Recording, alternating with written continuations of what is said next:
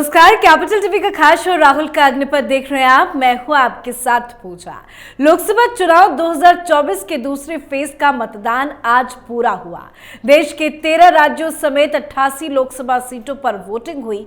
दूसरे चरण में कई वीआईपी उम्मीदवारों की किस्मत ईवीएम मशीन में कैद हो गई और इस लिस्ट में राहुल गांधी का नाम भी शामिल है। आज केरल की सभी 20 लोकसभा सीटों पर वोट डाले गए। वायनाड में वोटिंग हो चुकी है और जनता ने राहुल गांधी को लेकर अपना फैसला सुना दिया है। तो आज वायनाड में हुई वोटिंग को लेकर क्या है चुनावी माहौल, कैसी रही वायनाड में वोटिंग, बताएंगे आपको। मेरे साथ स्टूडियो में मौजूद हैं कैपिटल टीवी के एग्जीक्यूटिव एडिटर राजीव जी। सर, आपका बहुत बहुत स्वागत है। आज वायनाड में वोटिंग हुई, पर वोटिंग से पहले राहुल गांधी ने क्या संदेश दिया है, पहले वो अपने दर्शकों को बताते हैं। राहुल गांधी ने सोशल मीडिया एक्स पर ट्वीट करके लिखा, मेरे प्यारे देशवासियों, देश की तकदीर का फैसला करने जा रहे इस ऐतिहासिक चुनाव का आज दूसरा चरण है।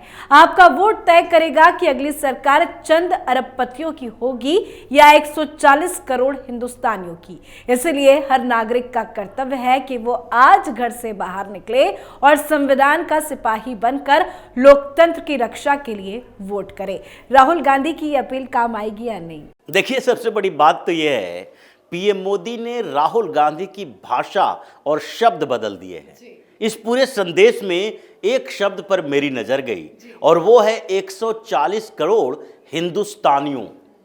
ये राहुल गांधी की भाषा तो नहीं थी, ये हिंदुस्तानी कहने से परहेज करते हैं, क्योंकि हिंदुस्तानी कहने में हिंदू शब्द आता है और ये हिंदू शब्द साथ में जोड़ना नहीं चाहते। भारत कह लेंगे, इंडिया कह लेंगे, हिंदुस्तान यदा कदा ही वैसी परिस्थितियों में जब मजबूर होते हैं तो कहते हैं। हमेशा तो देश की जनता ऐसे ही संबोधन देते हैं। बिल्कुल, और ये भाषा बदली है राहुल गांधी की, क्योंकि इनके चमचों ने, सलाहकारों ने कहा, देखिए अभी हिंदू मुसलमान की बात हो रही है, आपके ऊपर आरोप लग रहे हैं कि आप मुसलमानों के लिए हिंदुओं को दबा रहे हैं, उसकी संपत्ति छीन कर आप मुसलमानों में बांटने वाले हैं। और प्रधानमंत्री नरेंद्र मोदी जब बोलते हैं तो जो 140 करोड़ जनता की बात आप कर रहे हैं, उसमें से 100 करोड़ से ज़्यादा जनता उनकी बात सुनती है। 40 करोड़ में हम सारे लोग बटे हुए हैं।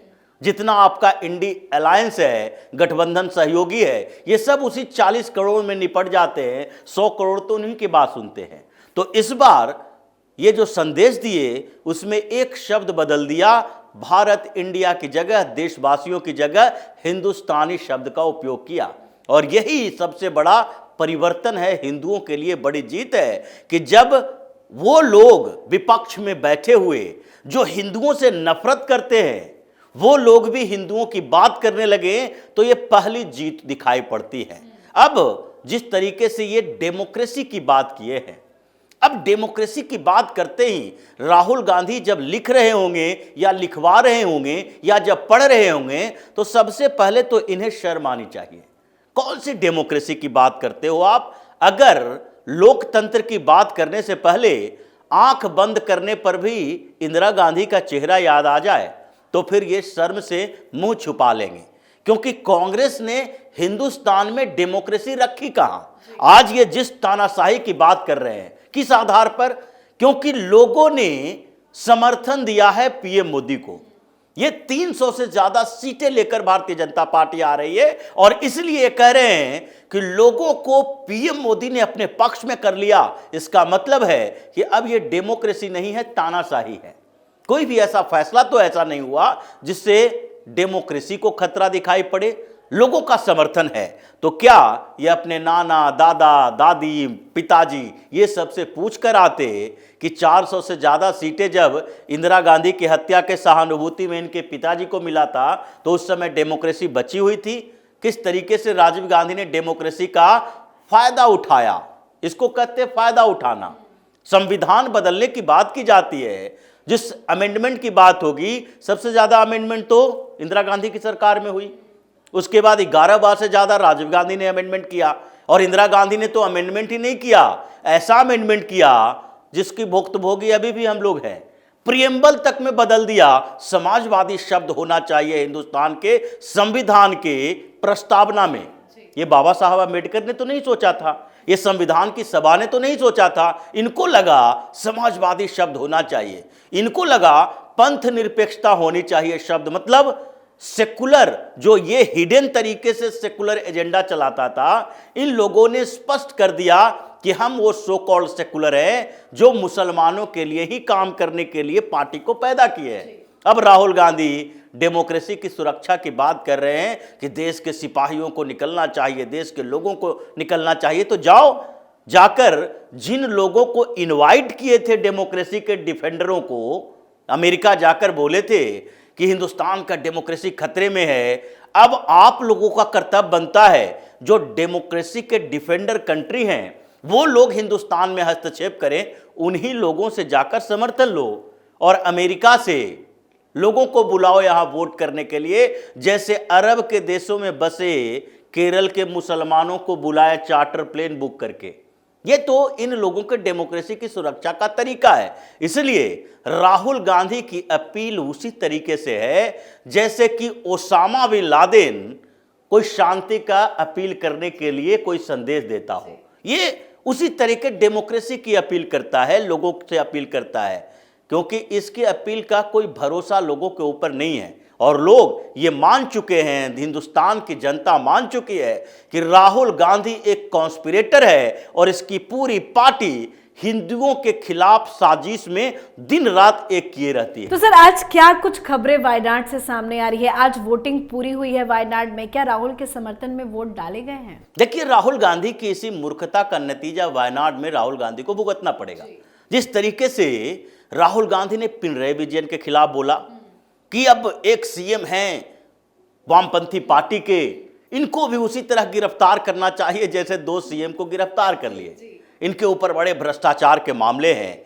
हालांकि पिनराई विजयन ने इनको जवाब दिया पॉलिटिकल तरीके से अपने मंच में रैलियों के दौरान, यहां तक कि उनके विधायक ने इनका डीएनए टेस्ट कराने की भी बात कर दी कि देखते हैं राहुल गांधी के जिन में क्या है, हिंदुस्तानियत है या फिर ये भी विदेशी नस्ल के ही हैं। जो तरीके उन लोगों ने पार्टी की रैलियों में अपनाए वो पेश बरकरार रहा और चुनाव के समय पुलिस को बिल्कुल टाइट सिक्योरिटी व्यवस्था रखने के लिए वायनाड में कहा गया था। राहुल गांधी की निश्चिंतता थोड़ी सी जो रहती है वहां, वो 2 कारणों से रहती है। एक तो ये नेहरू गांधी परिवार के खानदान के व्यक्ति हैं, तो लोगों को इनसे जुड़ाव हो, वहां पर जाएं तो उनको लगे वहां के लोगों को कि ये प्रधानमंत्री का दावेदार है। दूसरा, वहां मुसलमानों की संख्या ज्यादा है और एक तरह से देखा जाए तो राहुल गांधी करोड़ों करोड़ रुपया अपने कंस्टिट्यूएंसी में वोटिंग के दिन खर्च कर सकते हैं। अब ये चीजें पिनराई विजयन ने टारगेट कर ली थी कि हम देखते हैं कि कैसे राहुल गांधी का ये करोड़ों का खेल जो मुस्लिम लीग के साथ चल रहा है, ये कैसे वहां पर ग्राउंड में इंप्लीमेंट होता है। पुलिस की व्यवस्था, सुरक्षा पूरी तरह से टाइट थी और एक सूचना मिली पुलिस को, इंफॉर्मेशन मिली, और ये इंफॉर्मेशन थी कि एक ट्रक जा रहा है, लॉरी जा रही है, जिसमें तकरीबन 1500-1600 किट्स हैं। जिसमें क्या क्या है? एक किट लगभग 279 रुपए का, जो कैलकुलेट किया गया उससे पता चला कि लगभग 279 रुपए से ज्यादा ही कह सकते हैं, 300 रुपए के आसपास का, जिसमें चीनी है, चाय पत्ती है, तेल है, कुछ कॉस्मेटिक सामान है। ये बड़ा सा एक पैकेट बनाया गया है जो वायनाड के कुछ क्षेत्रों में लोगों को बांटने के लिए था। अब 1500 की बात तो हुई और उसके बाद पुलिस ने छापेमारी कर दी, लॉरी का ड्राइवर पकड़ा गया, पूरी लॉरी जब्त कर ली गई, उसके बाद उसको फ्लाइंग स्क्वाड को थमा दिया गया। अब यहां पर राजनीति शुरू हो गई। कांग्रेस वाले कह रहे हैं भारतीय जनता पार्टी का वाले का है, यह हमारा नहीं है। लॉरी के ड्राइवर से पूछताछ की गई, उसने कहा कि हमें कुछ पता ही नहीं है, हमें तो बताया गया कि इसे उस जगह पर छोड़ दो, हमें किसने दिया ये भी पता नहीं, और स्पॉट की बात जहां है ये लोकेशन हमें रास्ते में दिया जाता, सिर्फ बताया गया कि तुम आगे बढ़ने के लिए चल दो, कहां जाना है इसके बारे में धीरे धीरे अपडेट करते रहेंगे। ये वहां पर एक लॉरी जब्ती की बात है, लेकिन इसके अलावा कुछ और ट्रक जब्त किए गए। एक सुपरमार्केट में छापेमारी पुलिस ने की और वहां पर 3000 से ज्यादा पैकेट बनाए जा रहे थे और उस पैकेट में इसी तरीके से सामान थे। यहां तक कि कुछ और जगहों पे छापेमारी जो हुई, वहां पर लिफाफे पकड़े गए जिसमें पैसा रखा हुआ था।